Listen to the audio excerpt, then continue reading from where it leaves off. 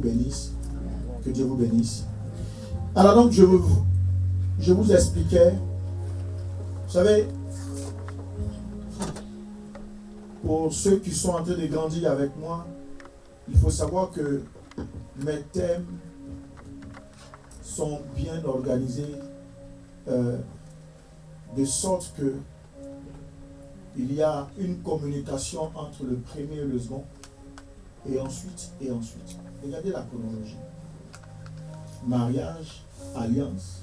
Après l'alliance, la Bible dit, dans Genèse 1, 28, il a pris Adam et il a pris Ève, il les a bénis. Pourquoi il est béni? Afin qu'ils soient comment?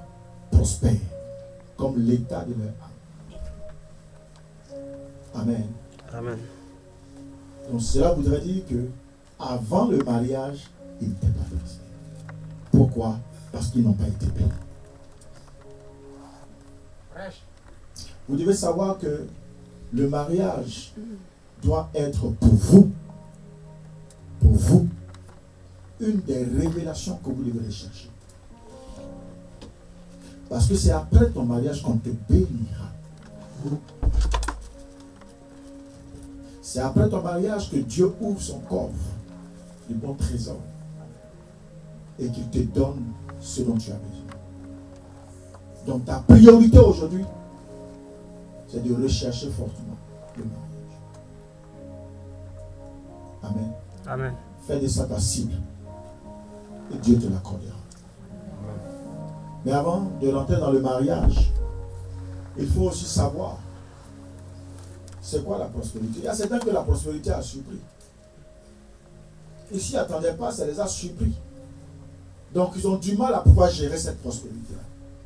Parce qu'ils n'ont pas eu la possibilité d'être enseignés, d'être formés sur le fait de la prospérité. Gloire à Jésus. Alléluia. Donc, comme je disais, la prospérité, c'est le grand thème. Mais nous allons travailler un sous-thème qui est quel est ton projet? Dieu dit, sois prospère comme l'état de ton âme. D'accord. Il a dit, sois prospère. Mais quel est ton projet? C'est vrai qu'il a libéré. Mais est-ce qu'il a libéré pour tout le monde? Non. Il a libéré pour celui qui a un projet. Il a libéré pour celui qui est disposé à recevoir la prospérité. Souvent on vous dit, soyez bénis. Reçois, sois béni. Mais si tu n'es pas disposé à recevoir la bénédiction, elle ne descendra pas. Gloire à Jésus. Amen. Donc, la prospérité a besoin ou s'impose à des principes. 3 grands principes dont je veux vous détailler ce matin. Il y a 3 principes que la prospérité doit observer. Mais avant cela, souffrez tout de même de savoir, par définition, c'est quoi la prospérité. La prospérité se définit comme étant la santé spirituelle, la santé favorable d'une personne. La santé spirituelle, la santé favorable d'une personne. Donc on comprend ici que la prospérité n'est pas financière. La prospérité, elle est d'abord une santé. La prospérité est d'abord quelque chose de favorable. C'est une faveur. Donc, ce n'est pas, n'est-ce pas, disposé à tout le monde. Ou disponible à tout le monde. Alléluia. Amen. La prospérité, c'est l'état d'abondance. La prospérité, c'est une augmentation de richesse. Mais quand on parle de richesse, ce n'est pas seulement une richesse financière. Alléluia. La Bible dit ceci. Si mes paroles sont en vous, demandez-moi ce que vous voudrez. C'est une richesse. Ça veut dire, je demande à l'or de venir vers moi, l'or viendra. Sur l'appui de la parole. Quelqu'un est malade, je dis, au nom de Jésus, sois guéri. Sur la base de la parole, la personne guérit. Quelqu'un a besoin de miracle, je dis, reçois ton miracle. Lève-toi et marche. La personne se lève, elle marche. Donc vous comprenez ici que elle est riche. Mais est-ce que autant qu'elle qu'elle est riche en paroles ou en manifestations spirituelles, qu'elle est forcément riche financièrement. Donc souvent, il y a un manque de compréhension de la définition de la prospérité. Dès lors qu'on parle de prospérité, très souvent dans les églises, dans l'église on parle que de prospérité, mais les gens ne comprennent pas.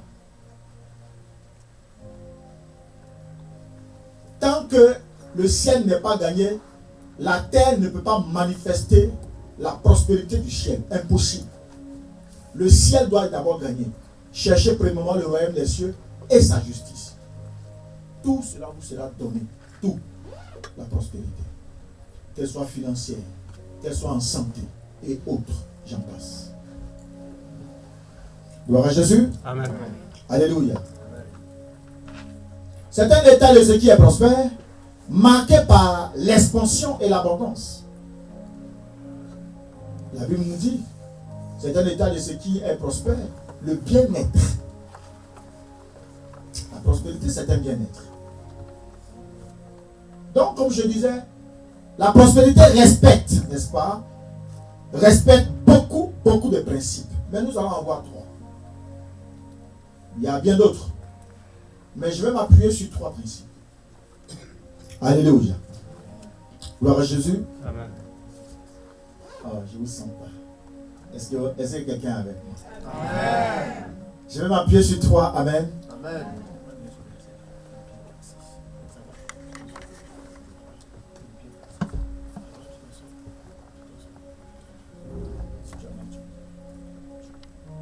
Alléluia. Alors, nous allons voir un des principes, le premier d'ailleurs, Philippiens 4, n'est-ce pas, verset 6. Beaucoup connaissent ce verset, mais on va voir aujourd'hui, ensemble. Yes. Je lis la parole de Dieu dans Philippiens 4, verset 6. Ne vous inquiétez de rien, mais en toute chose, faites connaître vos besoins à Dieu par des prières et des supplications, avec des actions de grâce. Amen. Alléluia. Pour tout ce que tu veux faire, il faille d'abord que Dieu te donne son approbation. Si Dieu n'approuve pas tes voies, ça te sera difficile de les accomplir. L'objectif n'est pas d'aller faire. Mais avant d'aller faire, on veut se rassurer que ça va réussir. Amen. Amen. Donc, en tant que chrétien, nous n'avons pas le droit de faire ce que nous voulons, si Dieu n'est pas d'accord.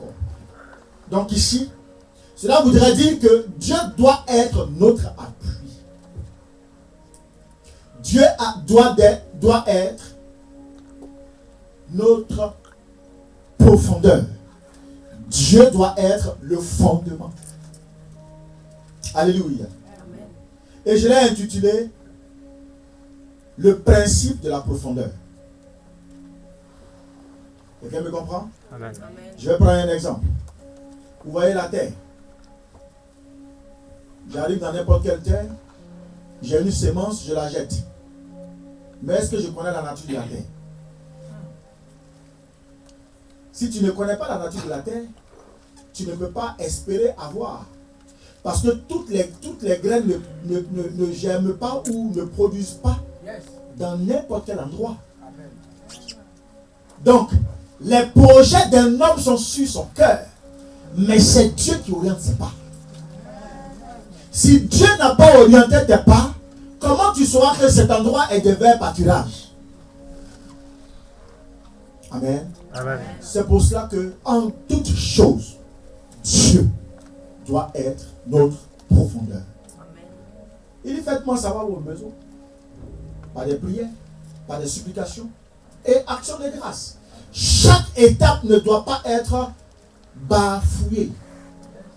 Tout doit être respecté. Alléluia. Amen. Gloire à Jésus. Amen. Vous comprenez par là que quand Dieu approuve nos voies, le projet s'inscrit dans la durée. Quand Dieu approuve nos voies, le projet s'inscrit dans la durée.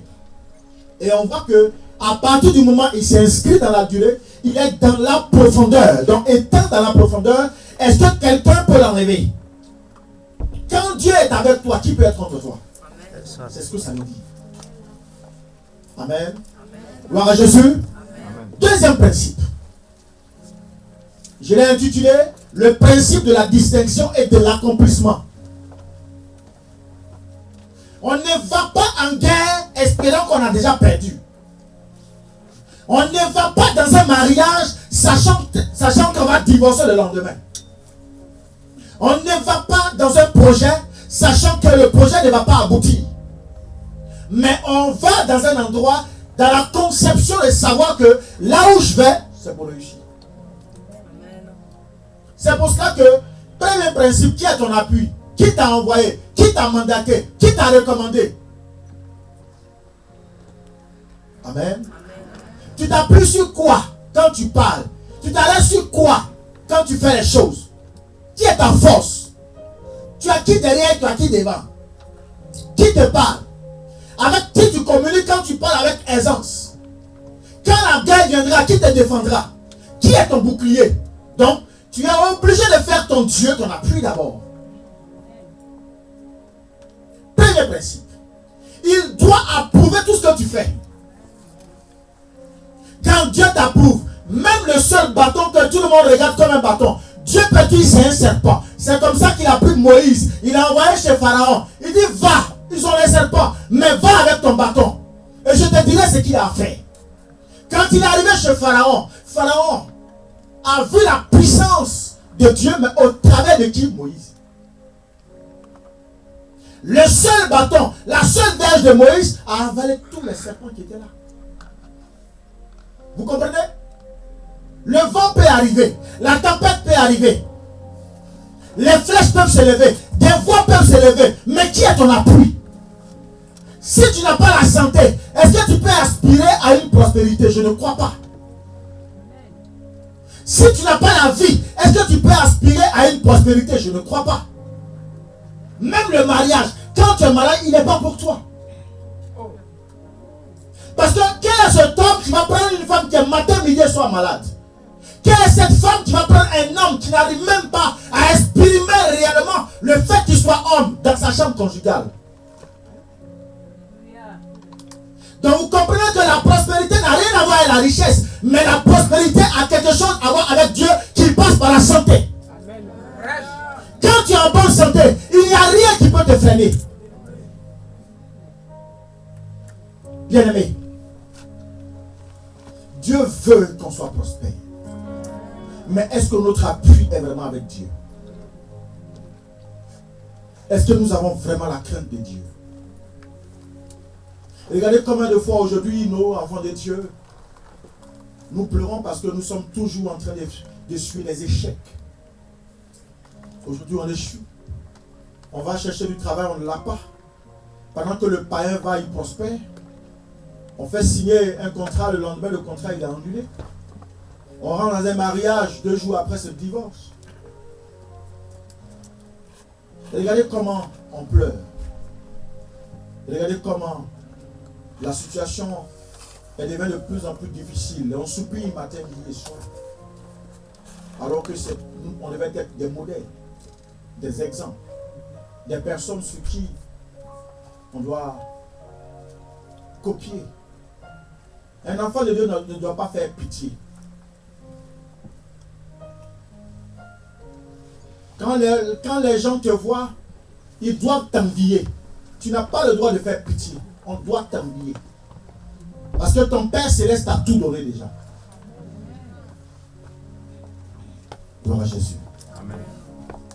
Le deuxième principe, le principe de la distinction et de l'accomplissement. On va lire Jean 10. Tu l'as? Jean 10, verset 10b. 10b. Yes. Je lis la parole de Dieu dans Jean 10, et moi, verset 10b. Ouais. Moi, je suis venu afin que les brebis aient la vie. Et regardez bien. Moi, je suis venu afin que les brebis aient quoi? La vie. La vie. Et qu'elle soit dans l'abondance. Regardez le mot, qu'elle soit comment? Dans l'abondance. Est-ce qu'on a dit qu'il soit en bonne? La Bible dit qu'elle soit dans. Le mot dans va changer le caractère de ce verset. La première des choses, c'est la vie et la santé. Quand tu as la santé, tu as la vie. Donc quand la vie est là, tu prospères. La vie est le symbole d'un enfant. Regardez un peu quand on prend la croissance d'un pays. On regarde dans la croissance du pays quel est le pourcentage d'enfants, de jeunes, de vieux. C'est à partir de là qu'on arrive à faire une courbe de croissance. Quand on dit que la croissance de la jeunesse est plus élevée que la croissance des vieux ou des personnes qui ont un certain âge, on dit ce pays-là, il est en voie de prospérité. Ou ce pays est prospère. Gloire à Jésus. C'est la jeunesse dans la vigueur. Dans la vie. Dans la vigueur, vous avez vie. Celui qui n'a pas la vie, il ne peut pas espérer. Il ne peut pas espérer à la prospérité. C'est pour cela que Jésus dit, je suis venu donner la vie à qui? À l'église, aux brebis. Toi et moi, nous sommes l'épouse de Jésus. Nous sommes la brebis de Jésus. C'est à nous qu'il a apporté la vie. C'est à nous qu'il a apporté la vie. Et vous allez voir, il nous dit, il nous donne la vie. Et cette vie-là, il ne nous la donne pas comme ça, comme le monde nous donne. Mais il prend la vie et il nous met dans l'abondance. Donc le fait que tu pleures matin, midi et soir, parce que tu n'arrives pas à t'en sortir financièrement, il y a problème. Parce que déjà dans la prédestination, tu as quelqu'un à qui Dieu a déjà donné la vie au travers de Jésus. Alléluia. Amen. Gloire à Jésus. Bien-aimés, nous avons besoin de comprendre ce que Dieu veut nous communiquer. C'est Jésus qui donne les saisons. C'est lui. Il sait quelle est la saison qu'il te faut pour prospérer. C'est lui qui gère les saisons. Il a regardé la tempête. Il a ordonné à la tempête de se taire. Elle s'est tue. C'est par Jésus, tout ça est possible. Sans Jésus, on serait tous les jours, chaque instant influencé. Alléluia. Amen. Gloire à Jésus. C'est lui qui qualifie la graine. C'est lui qui fait croître la graine. C'est lui qui intercède auprès du Père pour nos projets. Jésus.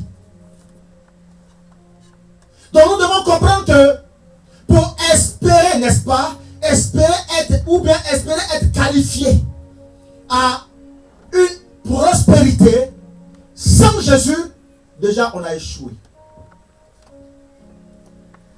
Dieu est le fondement. Jésus est celui qui te tient la main, qui te montre le vrai pâturage. Mais s'il ne te prend pas par la main, comment veux-tu qu'il te montre le bon endroit où il faut que tu poses la sémence qu'on appelle la graine? Quelqu'un me comprend ce matin? Amen. Quelqu'un me comprend ce matin? Amen. Donc vous voyez, les rousses casse, on se lève, on tombe, on saute. Il faut arrêter de sauter. Tu as besoin de Dieu, Jésus. Si tu veux recevoir de Dieu ce dont tu as besoin. La prospérité, comme je vous l'ai dit, elle englobe beaucoup d'éléments. Le mariage en est un des éléments. Le bonheur, la joie, l'enfantement.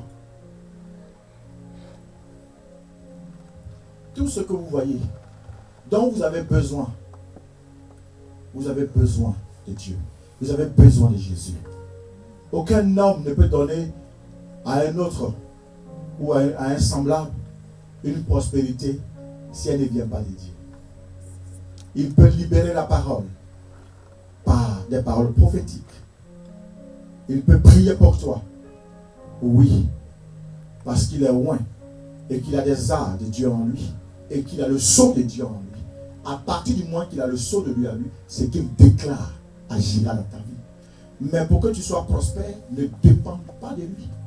Parce qu'il peut déclarer que tu sois prospère, comme la Bible nous le déclare. Sois prospère comme l'état de ton âme. Mais si ton âme n'est pas disposée à recevoir Jésus, si ton âme n'est pas disposée à recevoir Dieu, la prospérité peut venir et elle peut se faire. Quelqu'un me comprend? Tu veux changer la nature de ta maison? Tu veux changer la nature de ton existence même? Jésus a dit, il est venu. Il est venu donner quoi? La vie. La vie comment? Le mot m'intéresse, c'est dans l'abondance. lui, il nous plonge dedans. Si c'était un, c'était autre chose. Mais il dit dedans. Ça veut dire que quand Jésus donne, il ne donne pas à moitié. Quand il donne depuis la tête jusqu'au pied. Et quand il donne, c'est le point suivi de chacun. Vous me comprenez ce matin? Amen. Tu veux être prospère? C'est pour toi. C'est une prédestination qui est à toi. Maintenant, est-ce que ton âme est disposée de recevoir la prospérité? La vie est à toi. L'abondance est en toi. Gloire à Jésus. Amen. Jésus ne peut que te prendre pour t'acheminer vers ce dont tu as besoin. Le troisième principe, amen. Le principe de la terre. Beaucoup ignorent ce principe, bien aimé. Pour sauter, tu as besoin d'avoir appui sur la terre. Dieu est quoi? Est ton rocher. C'est pas ça? Dieu est ton rocher. Quand tu veux monter, tu as besoin du rocher. Imaginez-vous que nous sommes dans la boue ici. Il y a plus de boue en profondeur. Quand tu t'appuies là, tu vas aller où? En bas. Pourquoi on n'arrive pas à descendre? On n'arrive pas à descendre parce que Dieu est notre appui. Quand l'ennemi va nous faire descendre, Dieu nous fait remonter. Amen. Il y a ce principe-là qui est tellement précieux que beaucoup ignorent. On ne va pas s'aimer partout. Toutes les saisons ne sont pas une opportunité. C'est pour ça que Dieu nous a envoyé Jésus afin qu'il dompte, n'est-ce pas, les saisons.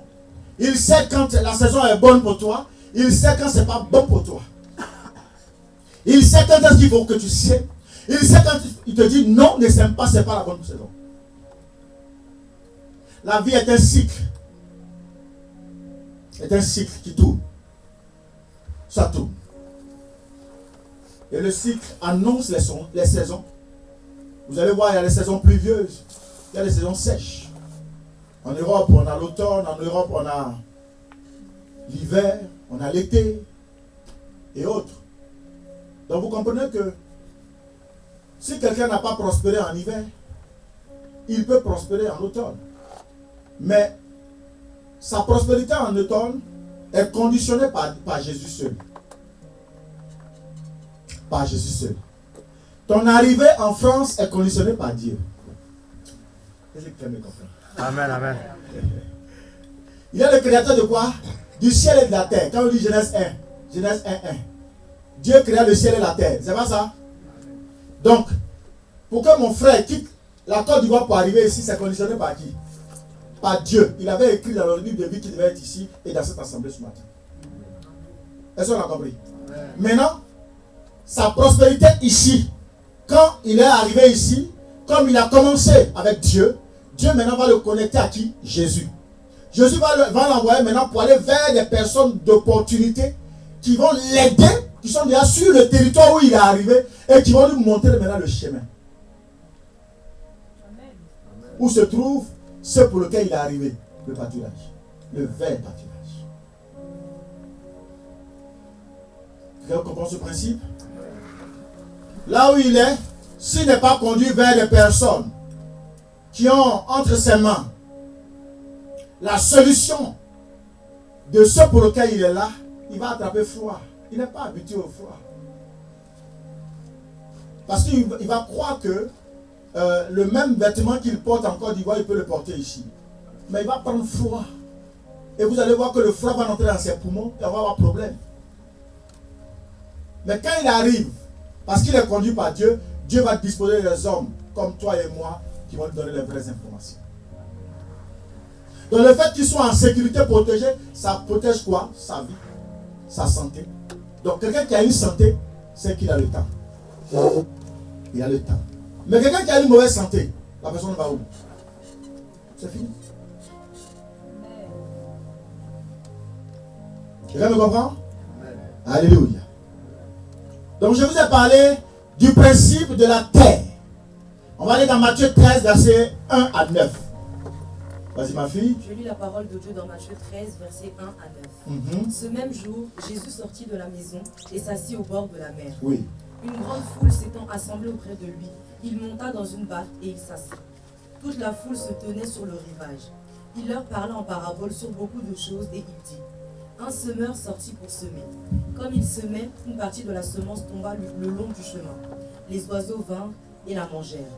Une autre partie tomba dans les endroits pierreux, où elle n'avait pas beaucoup de terre. Elle leva aussitôt parce qu'elle ne trouva pas un sol profond. Mais quand le soleil parut, elle fut brûlée et sécha, faute de racines. Une autre partie tomba parmi les épines. Les épines montèrent et l'étouffèrent. Une autre partie tomba dans la bonne terre. Elle donna du fruit, un grain 100, un autre 60, un autre 30. Que celui qui a des oreilles pour entendre, entende. Amen. Amen. Ici, voici une parabole que Jésus va donner quand il était là en mission. Et comme il était avec ses disciples, mais il n'était pas tout seul, il va parler en parabole. Comprenez que quand Jésus parle en parabole, c'est parce qu'il n'est pas seul. Amen. Amen. Une parabole, quand elle descend, si tu n'as pas le discernement de la parabole, tu ne pourras pas comprendre le langage qu'il parle. Amen. Amen. Ici, ça nous parle d'un semeur. Donc quelqu'un qui veut s'aimer, qui a des projets. Donc il a des graines, mais il va avoir 4 types de terre. Amen. Il va avoir 4 types de terre. Il a la sémence. C'est vrai, la sémence, c'est les idées. La sémence, c'est les projets. Mais est-ce qu'on a la bonne terre? Est-ce qu'on a la bonne saison? Donc ici, nous sommes face à 4 saisons. Vous allez vous rendre compte que la première saison, les oiseaux vont venir, qu'est-ce qu'ils vont faire? Ils vont manger la sémence. Amen. Gloire à Jésus. Donc ici, c'est le symbole un peu, c'est pas trop mon sujet, mais je vais ouvrir un peu la parenthèse. C'est tout ce qu'il y a comme accusation, tout ce qu'il y a comme homme fort de famille, le diable, pour empêcher, n'est-ce pas, ta prospérité de s'accomplir. Amen. Amen. Et dans la deuxième, qu'est-ce qui va se passer au verset 5? Lis seulement le verset 5. Une autre partie tomba dans les endroits pierreux, où elle n'avait pas beaucoup de terre. Elle leva aussitôt parce qu'elle ne trouva pas un sol profond. Alors, vous comprenez ici, tout à l'heure, je vous ai donné une définition. Je vous ai parlé d'un premier principe, la profondeur, n'est-ce pas? Je vous ai parlé d'un principe, le fondement. Alors, quand le sol n'est pas profond, est-ce que la graine peut monter? Vous voyez, très souvent, nous voulons faire des projets. On ne consulte pas Dieu. On va acheter des maisons, on va acheter des voitures, on va acheter ce qu'on veut. On ne consulte pas Dieu, on prend des millions et on s'en va. Sans même consulter Dieu, on est face à la situation. Donc les gens malveillants, malheureusement, je dis bien, ce n'est pas quelque chose que tu as souhaité, mais ça se trouve face à toi. Amen. Amen. Ici, la profondeur, c'est quelqu'un qui manque de discernement. C'est quelqu'un qui croit que tout est possible selon lui, mais qui n'a pas besoin d'appui de Dieu. Alléluia. Gloire à Jésus. Amen. Et il faut comprendre que Dieu a besoin que tu le consultes. Amen. C'est des personnes qui vivent par émotion. On ne peut pas construire, on ne peut pas bâtir avec l'émotion. Alléluia. Quand tu veux faire quelque chose de glorieux, laisse de côté tes émotions, mais appuie-toi sur Jésus. Appuie-toi sur Dieu. Quand on rentre, surtout le mariage, on rentre dans le mariage avec beaucoup d'émotions. Il y a beaucoup de situations. Beaucoup de situations qu'on a eu plus à gérer. Tu es déjà rentré, comment il faut sortir? Parce que l'émotion a pris le dessus. On n'a pas consulté Dieu. On n'a pas demandé à Dieu. Il n'y a pas la profondeur. Dieu ne t'a pas montré les vertus de la personne que tu veux épouser. Donc difficile. Et en plus, c'est un mariage chrétien. On ne rentre pas pour sortir facilement comme ça. Il y a beaucoup de conditions. Gloire à Jésus. Amen. Ne faisons pas les choix parce que on a vu l'autre faire. Ou on a vu son ami faire. Donc on veut faire. Ce n'est pas une mode de faire. Il faut être convaincu que Dieu est là-dedans. Est-ce que tu as consulté Dieu avant? Tu dois consulter Dieu tout le temps. Avant, pendant, jusqu'à la fin. Dieu doit être dedans. Parce qu'aucun mariage n'est parfait. Tu veux investir des millions.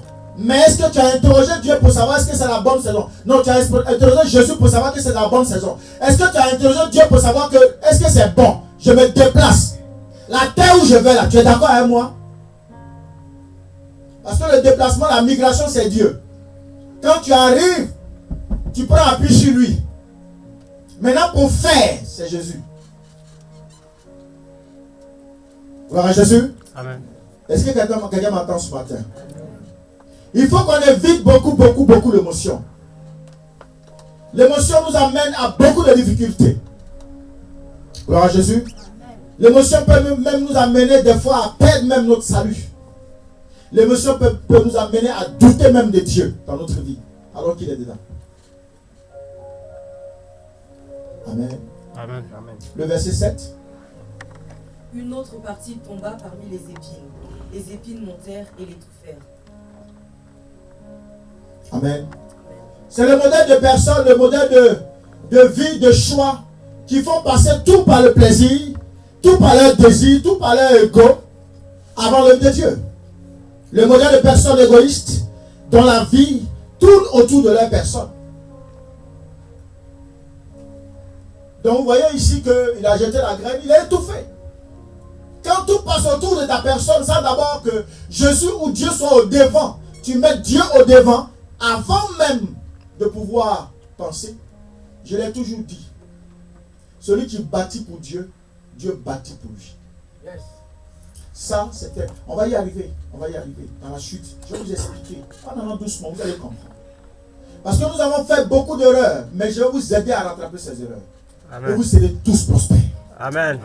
Là où il y avait blocage, tout sera débloqué. Amen. Alléluia. Gloire à Jésus. Amen. Et pendant ce programme, il y a des personnes que je vais obliger à être bénies. Je vais vous obliger, conditionnel à être bénis. Oui. Viens avec Dieu, viens au devant de Dieu avec tes besoins, avec des prières, avec des supplications, action de grâce. Je vais vous obliger à être bénis. Vous allez comprendre, c'est là que vous allez voir. Il faut que vous vivez mon Jésus. Il faut que vous expérimentez mon Jésus. J'étais dans telle ou telle situation.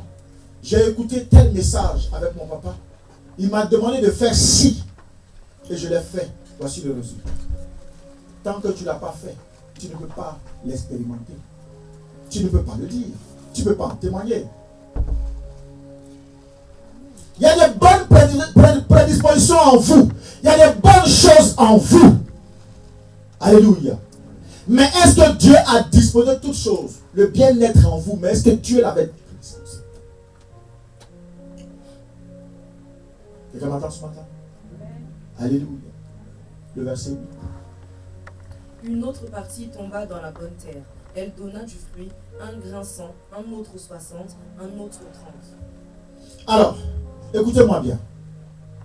Vous voyez ici, il y a deux éléments qui sont importants. Le premier élément, c'est la graine. Le deuxième élément, c'est l'état de la terre. Donc, la réaction de la terre. Vous voyez où à chaque fois, la terre va réagir. La terre va réagir. Première réaction, les oiseaux sont venus manger. Deuxième réaction, ce n'est pas allé en profondeur, donc ça a séché. Troisième réaction, ça a été étouffé. Tout ça, c'est la réaction de la terre. Parce que l'homme qui a jeté les grains, il les a jetés sur le sol ou sur la terre. Et la terre a parlé.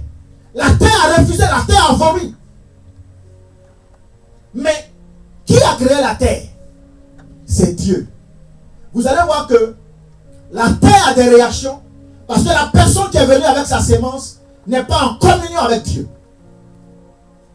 Et s'il n'est pas en communion avec Dieu, il ne peut pas aussi être en communion avec qui? Avec Jésus.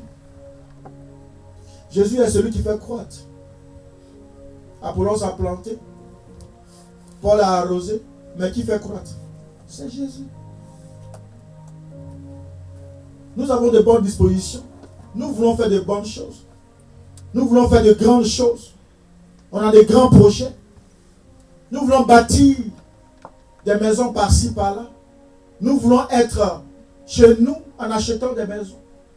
Nous voulons bâtir pour nous-mêmes. C'est vrai, c'est de très bons projets. Mais qui est ton appui? te tient la main. Parce que si tu as les deux là, la façon dont la terre a eu des réactions qui étaient négatives, ils auraient pu intervenir. La terre appartient à Dieu. C'est lui le roi de la terre. C'est lui qui décide. Il est le rocher. La Bible dit que celui qui s'appuie sur le rocher ne sera pas quoi? Confus. Amen. Le rocher, c'est la terre. Tu ne peux pas t'appuyer sur le rocher et être confus. Ce n'est pas possible. Ça peut tarder. Ils peuvent se manifester comme ils veulent. Mais à partir du moment où tu es assis sur le rocher, tu ne peux pas échouer. Impossible. Quelqu'un m'attend ce matin? Amen. Alléluia. Amen. Continue un peu la lecture. Verset 9. Oui, non, on a fini le verset 8. Oui. Reprends ma fille. Une autre partie tomba dans la bonne terre. Elle donna du fruit, un grain 100, un autre 60, un autre 30. Regardez un peu la bonne terre. Regardez la bonne réaction. C'est l'état d'une personne qui entend la parole et la comprend. Le problème d'un enfant de Dieu, pour aspirer à la prospérité, c'est d'abord ce que tu en fais, la compréhension. Ce n'est pas les projets, n'est-ce pas? Ce n'est pas ce que tu veux faire qui va accomplir ce que tu veux réellement faire, mais c'est la mentalité. Tant que ta mentalité n'est pas transformée, tu auras du mal à pouvoir recevoir. Tu as besoin d'une transformation, de l'intelligence, de la sagesse. Je veux, c'est vrai. Mais est-ce que là-dedans tu es prêt? Alléluia. Alléluia. Amen.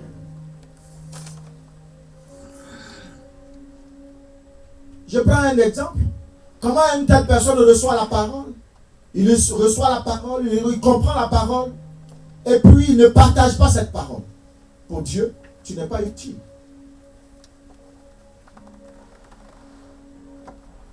Amen. Amen.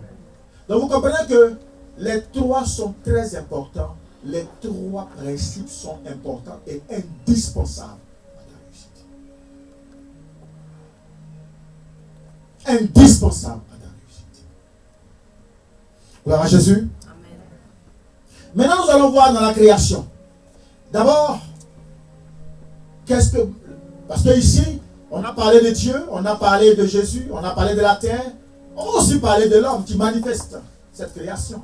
Qui est-il, n'est-ce pas, dans la création? Disons Genèse 1:1. J'ai eu la parole de Dieu dans Genèse 1, verset 1. Oui. Au commencement, Dieu créa les cieux et la terre. Amen. Dieu créa quoi? Les cieux et la terre. Les cieux et La terre. ok. Que représente la terre pour l'homme? Nous allons aller dans Genèse 2:7. Genèse 2:7. Yes. Genèse 2, à partir du verset 7. L'Éternel Dieu forma l'homme de la poussière de la terre. Il souffla dans ses narines un souffle de vie, et l'homme devint un être vivant. Est-ce que quelqu'un a compris cette révélation? L'Éternel a fait quoi?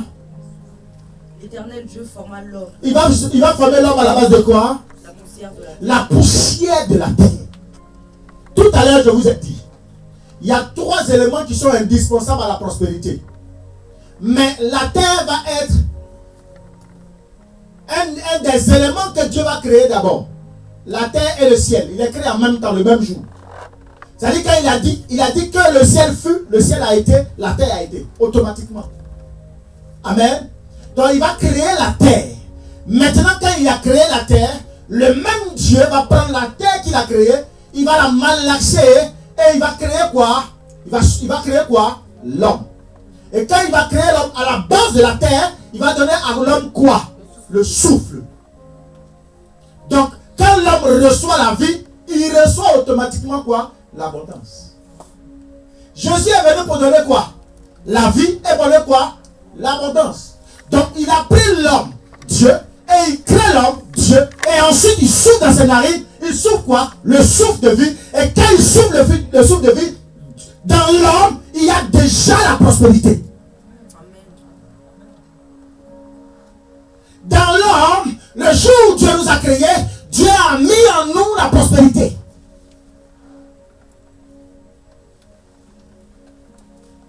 Alléluia. C'est pour cela, des fois, il dit, ma main n'est pas courte pour vous bénir. Ma main n'est pas courte, mais ça dépend comment vous me demandez. Ça dépend comment vous priez. Regardez la création, regardez la manifestation de la terre. Et la Bible dit que Dieu a fait l'homme à son image. Il ne peut pas te faire à son image. Dans lui-même, il est la terre. Oh. Ah. Est-ce que quelqu'un me comprend? Dieu est la terre. Il est le fondement. Il prend la terre. Il se crée lui-même à base de la terre. Alléluia. Et ensuite, il souffle quoi? Le souffle de vie. Le souffle de vie ici, il a mis en toi la prospérité. Gloire à Jésus. Amen. Donc l'homme n'était pas, il ne devait pas venir sur la terre des hommes pour souffrir. Et il faut savoir que la terre est la mère de tout ce qui pousse, tout ce qui vient, tout ce qui vient. C'est-à-dire, tout ce qui est sur terre. La terre est la mère. Personne ne peut se détacher de la terre. Amen. Impossible. C'est vrai ou c'est pas vrai? Mais souvent, quand on parle de prospérité, on ne fait pas attention à la réaction de la terre. On ne fait pas attention au lieu où on se trouve. On ne fait pas attention au territoire où on se trouve. Pourquoi dans d'autres endroits, il y a d'autres semences qui poussent et dans d'autres n'arrivent pas à pousser. Ça dépend du territoire où tu vas les déposer. Dans chaque territoire, il y a un homme fort. La terre conditionne tout. La terre a une condition, n'est-ce pas, qui donne la vie. Est-ce que c'est parce que l'autre est venu ici à Paris que la personne a prospéré à Paris que toi tu veux prospérer à Paris? Voilà les erreurs que nous faisons. Est-ce que Dieu t'a demandé de venir à Paris pour venir prospérer ici? Est-ce que c'est ce que Dieu t'a dit? Tu peux rester certainement en Côte d'Ivoire, même être au campement et prospérer. Parce que dans certains campements, il y a des gens qui sont extrêmement riches. Mais est-ce que pour autant ils ne prospèrent pas? Ils ont la vie, ils ont la santé, ils ont les biens, ils ont tout ce qu'il faut. Parce que tout le monde est venu à Paris, tu veux aussi venir à Paris. Mais est-ce que Dieu t'a dit de venir à Paris? C'est pour ça que dès que on vous pose la question, Dieu t'a dit. Vous savez ce que ça veut dire? Est-ce que la terre de Paris t'a appelé? Est-ce que la terre de Paris t'a appelé? Est-ce que la terre de la France t'a appelé à être ici? Seigneur, est-ce que cet endroit est l'endroit où je dois prospérer?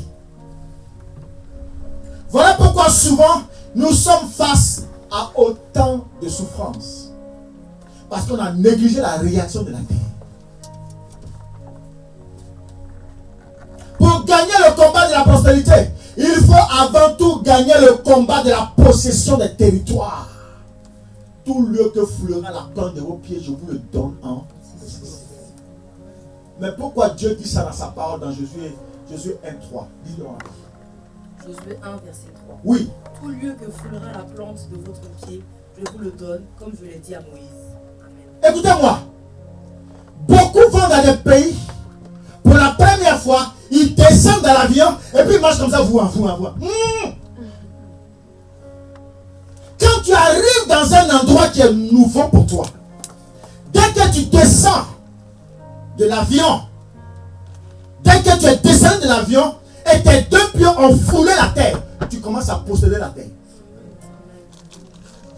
Sur la base de Josué 1:3, tout lieu que foulera la plante de vos pieds, je vous le donne en possession. Tant que tu n'as pas pris autorité, tu peux rencontrer autre chose. Est-ce que avant de venir en France, tu as pris autorité à l'aéroport? La première maison ou le dortoir qu'on t'a donné, est-ce que tu as pris autorité? Mais pourquoi tu espères ou bien tu aspires à la prospérité de l'endroit? Parce que dans chaque endroit, il y a un homme fort. Il y a un démon de possession qui t'attend là. Comment tu vas arriver dans son coin veux le posséder, il ne te laissera pas tranquille. C'est pour cela que beaucoup d'enfants de Dieu souffrent. Alors en eux du moins, il y a la prédisposition de la possession, ou du moins de la prospérité. Mais ils n'arrivent pas parce qu'ils n'ont pas pris l'autorité.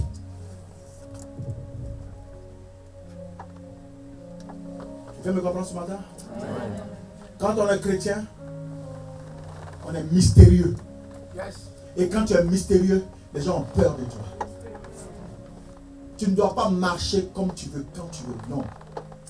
Tout ce que tu fais a un sens avec Dieu. Gloire à Jésus. Amen. Donc vous comprenez ce matin que pour prendre la richesse d'un territoire, il faut avant tout déposséder. Quand il y a le mot déposséder, ça veut dire qui était là avant. Il y a quelqu'un qui est toujours avant toi.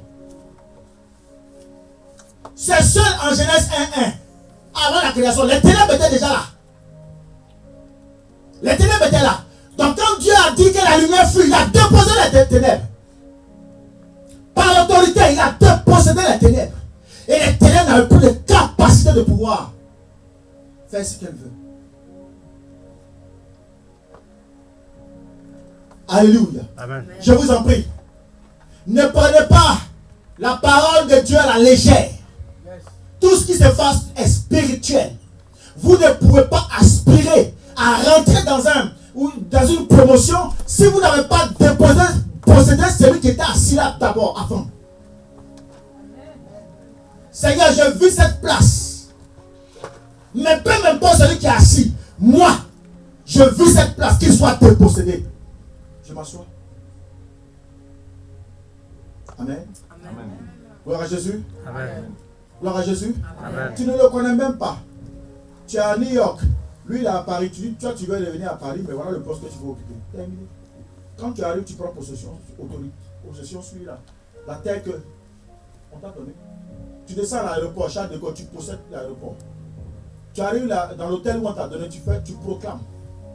Tu possèdes la ville où on t'a logé. C'est fini. Quand tu sors, tout ce que tu vas aller faire, la porte est ouverte.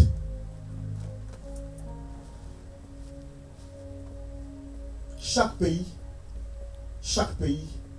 a des possessions. Alléluia. Amen. Je vais vous donner un exemple. On va terminer par là. On va aller dans Ruth 1, verset 1 à 5. On va comprendre. C'est la parole de Dieu dans Ruth 1, verset 1 à 5. Oui. Du temps des juges, il y eut une famille dans le pays. Un homme de Bethléem de Juda partit avec sa femme et ses 2 fils pour faire un séjour dans le pays de Moab. Le nom de cet homme était Elimelech, celui de sa femme Naomi, et ses 2 fils s'appelaient Machlon et Kiljon. Ils étaient Éphrasiens de Bethléem de Juda. Arrivés au pays de Moab, ils y fixèrent leur demeure. Elimelech, mari de Naomi, mourut et elle resta avec ses 2 fils. Ils prirent des femmes de Moabites, dont l'une se nommait Orpa et l'autre Ruth, et ils habitèrent là environ 10 ans. Machlon et Kiljon moururent aussi tous les 2, et Naomi resta privée de ses 2 fils et de son mari. Alléluia. Regardez cette belle histoire. Des gens prospères. Des gens qui avaient tout. Des fils de Dieu. À cause d'une condition de vie, automatiquement ils vont prendre la décision de pouvoir quitter. Alors que là où il était, c'était un endroit, et puis en plus c'est Juda. C'était un endroit qui était prospère. Même si par moment, tu rencontres quelques difficultés, ce n'est pas parce que tu as une difficulté aujourd'hui que demain, l'endroit n'est pas prospère. Ce n'est pas parce que tu es malade aujourd'hui que tu ne guériras pas. Ce n'est pas parce que tu n'as pas de papier aujourd'hui que tu resteras éternellement sans papier. Quelqu'un me comprend? Il se lève, Elimelech, il va se lever. Il va prendre toute sa famille sans même consulter Dieu. Il prend ses 2 enfants, sa femme, et ils vont dans un endroit, chez les Moabites. Les descendants de Lot. Un endroit que Dieu avait déjà maudit. Et quand ils sont arrivés là-bas, la première des personnes qui est partie, c'est l'autorité. Parce que tous ceux-là sont partis parce que lui, il a été d'accord. Même s'il a été influencé par sa femme, mais c'est parce que Dieu regarde. Et dans les décisions de famille, Dieu regarde au Père. Le Père incarne la vision. C'est lui qui oriente tout. Ce qu'il dit là, c'est ce que Dieu écoute. Beaucoup ne comprennent pas. Ils font ce qu'ils veulent. Mais à un moment donné, quand l'autorité dit c'est ça, que ce soit mauvais ou pas, Dieu approuve. Alléluia. Amen. Parce que Dieu ne se dédie pas de ce qu'il a approuvé déjà. L'autorité, c'est l'homme. Il va se lever, il prend ses enfants, il prend sa femme, Naomi, et ils s'en vont chez les Moab. La première des choses, le premier jugement que Dieu va faire, c'est l'homme lui-même, Elimelech. Il va le tuer. Mais Naomi n'est pas dans la révélation, elle ne comprend rien. Elle est là, pour elle, c'est une mort normale. Je dis d'accord, reste là, tu vas voir. Parce que si les deux hommes, les deux fils restent là, ils vont se reproduire. Avec qui? Avec des personnes qui sont déjà maudites. Est-ce que vous savez, pour ouvrir un peu la brèche, pourquoi est-ce que Dieu n'a pas voulu que David ait des enfants avec Bathsheba? Est-ce que vous le savez? Du moins, avec Milka. Est-ce que vous le savez? Milka vient de Saül. Saül a été rejeté et maudit par Dieu. Amen. Donc du coup, Dieu n'a pas voulu que entre David et Milka, il y ait quoi? Il y a une reproduction. Il y a une continuité. Parce que ses enfants seraient entachés. Son royaume serait entaché. Dieu n'aime pas ça. Donc c'est pour cela que vous allez comprendre, quand Dieu va croiser qui? Il va croiser Bathsheba. Le premier enfant va mourir. David va se repentir. Mais Dieu va approuver la relation. Parce que Dieu ne veut pas qu'il sorte de David, qui vient de Juda, quelque chose de sale. Quelqu'un me comprend? Vous avez vu Elimelech, il va mourir. Il va laisser ses deux enfants. Ces deux enfants sont mariés à qui? À des Moabites. Qui ne sont pas dans l'alliance de Dieu. Qui ne sont pas dans la prédisposition de la prospérité de Dieu. Il aurait fallu que Ruth, qui est restée toute seule, elle confesse et reconnaisse que le Dieu de Naomi est son Dieu. Qu'elle rejette d'abord ce Dieu. Et qu'elle accepte le Dieu de Naomi. Que les choses, la route, ça dit que Dieu va faire quoi? Comme on fait le GPS là, quand tu te perds, il recalcule. Donc Dieu a fait quoi? Il a recalculé la situation de Ruth. Amen. Amen. Bien aimé, tu perds dans une situation, mais quand Dieu a appris de voir, quand tu reconnais ce que Dieu fait, il va faire un recalculage. Amen. Et Dieu redispose les choses de sorte que là où c'était arrêté, il continue à être là. Amen. Regardez un peu. Ils ont quitté un endroit béni pour aller dans un endroit maudit. Regardez les conséquences. Je vais vous faire comprendre que la terre a une conséquence directe sur l'homme. Puisque toi-même tu es la terre. Tu es le symbole de la création. C'est la terre qu'on a pris pour te faire. Donc quand tu parles à la terre t'obéit. Bien aimé, c'est parce que tu n'as pas la compréhension. Un véritable enfant de Dieu, quand il parle à la terre l'écoute. Alléluia. Amen. Amen, amen. Gloire à Jésus. Pour manger, nous avons besoin de la terre. Pour dormir, nous avons besoin de la terre. Pour boire, nous avons besoin de la terre. Pour s'habiller, on a besoin de la terre. La terre est indispensable.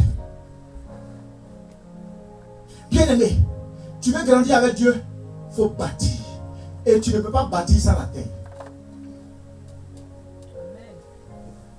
Amen. Tu ne peux pas bâtir sans la terre. Le sable, c'est la terre. Le ciment, c'est la terre. Le fer, c'est la terre. Les torts, c'est la terre. Tout ce qui existe sur la terre, c'est la terre. Donc vous comprenez que la terre a une autorité sur nous-mêmes.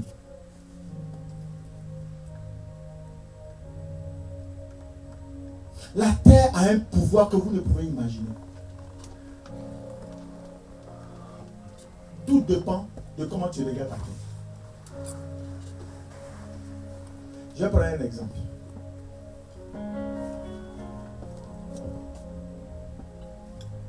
Vous savez que Dieu aime les bonnes choses. Il aime quand les endroits sont propres.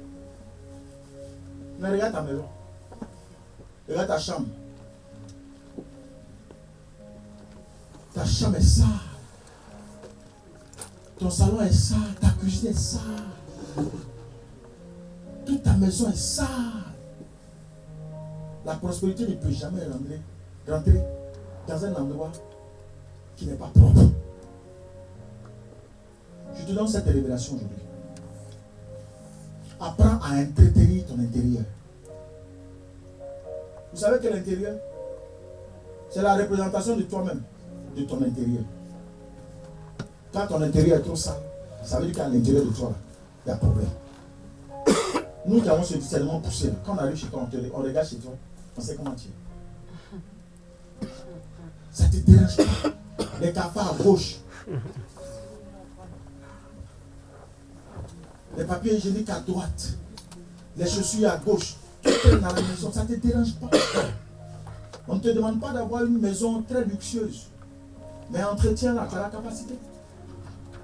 Ça, tu peux le faire. Aucune prospérité ne peut s'asseoir. Aucune. Dieu aime tout ce qui est somptueux, tout ce qui est beau, propre. Amen. Alléluia.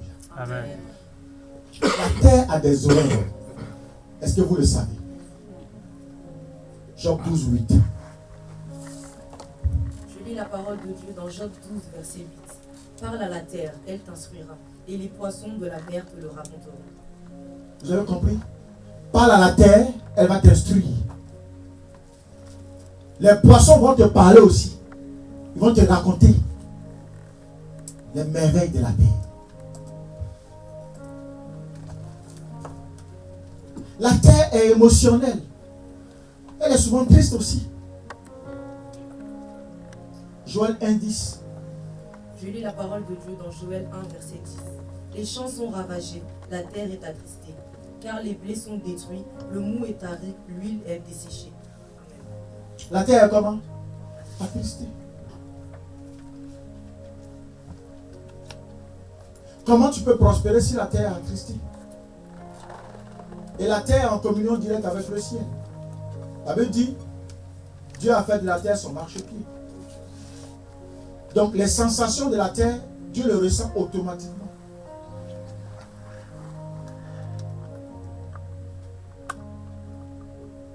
Amen. Amen. Les mystiques travaillent beaucoup avec la terre. C'est pour ça que quand tu veux détruire quelqu'un, dès que tu es passé dans un endroit, ils prennent le sang où tu es passé pour te détruire dans un sang. Est-ce que vous le savez? Le sorcier utilise beaucoup le mystère de la terre pour t'atteindre de là où tu es. Il prend la terre, la poussière, et puis il parle à la poussière. Il dit de là où elle se trouve, de là où il se trouve, que sa vie soit une vie de poussière.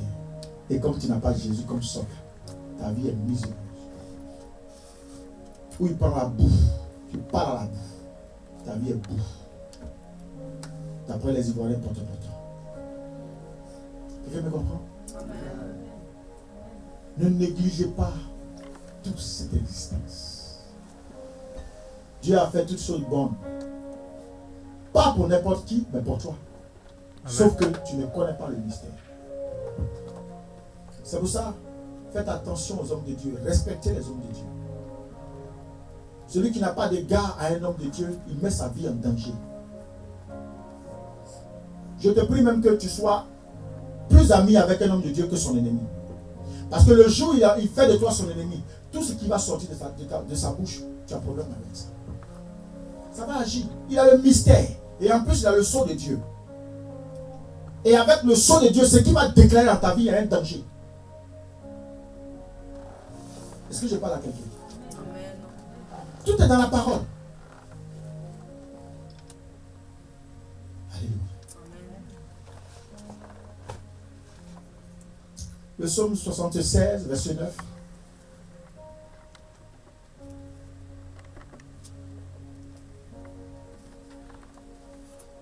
Je lis la parole de Dieu dans le psaume 76, verset 9. Du haut des cieux, tu as proclamé la sentence. La terre effrayée s'est tenue tranquille. La terre? Effrayée s'est tenue tranquille. La terre comment? Effrayée. La terre comment? Effrayée. Effrayée s'est tenue comment? Tranquille. Tranquille. La terre a été effrayée par quoi? Par la parole que tu lui déclares. Elle se tranquillise. La terre t'obéit. La terre, des fois, peut rester aussi silencieuse. La terre peut avoir des réactions. Vous allez voir les réactions de la terre. La terre peut agir. Deutéronome 28, verset 23. Je lis la parole de Dieu dans Deutéronome 28, verset 23. Oui. Le ciel sur ta tête sera d'airain et la terre sous toi sera de fer. La terre sous toi sera comment? De fer. De fer. Bien-aimé, voici ce matin ce que je voulais vous enseigner. De ne point négliger tout ce que Dieu a créé. De ne point négliger toutes ces trois révélations. L'une va avec l'autre. Les trois sont collés en même temps. Tu ne peux pas détacher l'un de l'autre. Dieu, tu en as besoin pour posséder les territoires. Jésus, tu en as besoin pour prospérer, arriver dans le territoire. Tu as besoin aussi de la réaction de la terre parce qu'elle doit faire germer tout ce que tu lui sois. Alléluia. Amen. Amen. Nous sommes ici en France. Dans le sous-sol de cette France, il y a d'énormes bénédictions qui renferment la France. Mais nous ne posons pas les vraies questions. Nous ne faisons pas les vraies prières. Donc elles ne viennent pas vers nous. D'autres ont tendance à dire, oui, ici, il y a des endroits où les enfants d'immigrés n'ont pas le droit d'être, c'est faux. Il y a des postes qui n'ont pas le droit de couper, c'est faux. Si tu limites ta mentalité, ben, tu vas être limité au petit poste. Amen. Mais si tu as une grande mentalité, c'est rien. Tu iras plus loin. Si tu n'as pas pu être là où il faut, tes enfants seront là-bas. Parce que tu l'as manifesté. C'est comme ma fille Andrea qui à un moment donné de sa formation, elle a commencé, d'abord Junior qui a commencé à m'alerter. Papa, vraiment fais quelque chose, c'est chaud. Que vraiment Andrea elle risque de ne pas être retenue dans le dernier carreau de sa formation de policier. J'ai dit à Junior, Junior, écoute-moi très bien. L'alliance que j'ai faite avec Dieu, ce n'est pas une alliance d'échec. Chez moi, là, on ne joue pas. C'est-à-dire, ce que vous manifestez, ce que vous allez faire ne dépendra pas de vous. Mais ça dépend de ce que j'ai tissé comme alliance avec Dieu. Amen. Va, ta soeur va réussir. Je lui ai envoyé un SMS à ma fille, il a dit, je veux te voir. Elle a pris peur. Elle n'est pas venue. Après, papa, vraiment je regrette, je pensais que tu allais m'engueuler encore parce que j'ai stressé. Non, c'est pas ça. Il allait simplement t'encourager. Amen. Nous avons fait des enfants par la grâce de Dieu. Mais tout dépend de notre conception de ce que nous avons tissé comme alliance avec Dieu. Tout ce que nous avons bâti avec Dieu, si nous n'avons pas manifesté ça, cela se manifestera sur nos enfants. C'est pour cela n'est pas chrétien qui veut. Ne te néglige pas. Il ne faut pas te sous-estimer. Vois-toi comme quelqu'un qui a déjà réussi. Même si tu n'as pas le mariage maintenant, mais tes enfants là connaîtront la joie du mariage, vont dépasser. Alléluia. Amen. Ce matin, je veux te confirmer une chose. De ne pas descendre dans la boue. De ne pas te rabaisser. De ne pas, n'est-ce pas, t'inconsidérer. Dieu a fait toutes choses bonnes pour toi. Amen. Revois simplement tes voies. Rebâtis avec Dieu. Tisse une alliance avec Dieu. Bâtis la maison de Dieu. En payant ta dîme, tu bâtis la maison de Dieu. En venant à l'heure, tu bâtis la maison de Dieu. En travaillant dans la maison de Dieu, tu bâtis la maison de Dieu. Je ne connais pas ce grand Dieu-là, ce Dieu rempli de bonté, qui va te faire échouer alors que tu es en train de bâtir pour lui. Amen. Même si les gens te maltraitent. C'est pour ça que je vous ai donné les 3 dimensions de terre. Il y a les terres où on t'accuse. Il y a les terres où on te rejette. Il y a les terres où on t'insulte. Il y a les terres où on te traite de moins que rien. Il y a des terres où on te traite de tout. Tu ne dis rien, ferme ta bouche. Travaille simplement pour Dieu, continue à travailler. Amen. Le seul qui est ton juge, c'est Dieu. Le seul qui va te libérer, c'est Dieu. Le seul qui va te justifier, c'est Dieu. Est-ce que ce matin, je vais encourager quelqu'un? Amen. Est-ce que ce matin, je peux encourager quelqu'un? Amen.